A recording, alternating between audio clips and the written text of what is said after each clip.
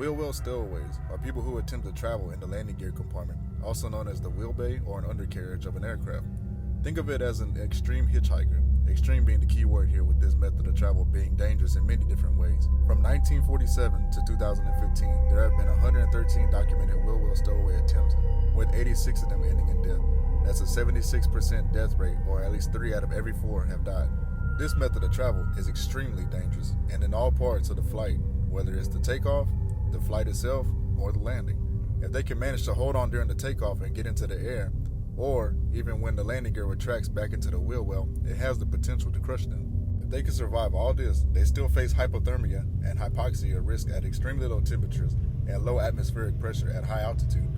Also, hearing damage from long exposure to high noise levels. The most famous account of this would probably be the case of 14-year-old Keith Sapsford.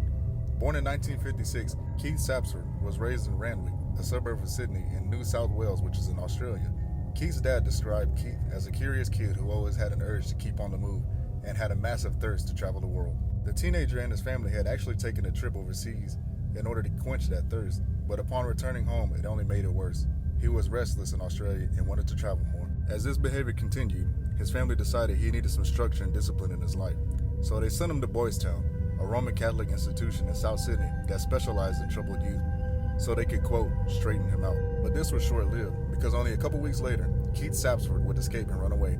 Being on the run a couple of days, he arrived at Sydney Airport and would climb into the wheel well of a Douglas DC-8 aircraft that was boarding and headed to Tokyo, Japan.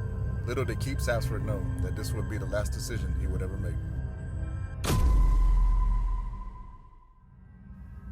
It was pure coincidence that amateur photographer John Gilpin was at the same place at the same time Keith Sapsford climbed onto the Tokyo-bound aircraft. He was simply taking pictures at the airport, hoping 1 or 2 would be worthwhile. He didn't know it at the time, but he would later capture Sapsford's heartbreaking mistake.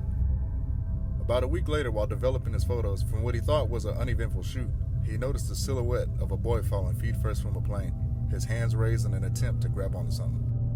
Upon takeoff, the wheel well of the aircraft Keith Sapsford was on had opened up so the wheels could retract back into the wheel well. When this happened, Keith would fall over 200 feet to his untimely demise. Here is the actual photo that John Gilpin took while Keith Sapsford was in the air falling from the aircraft.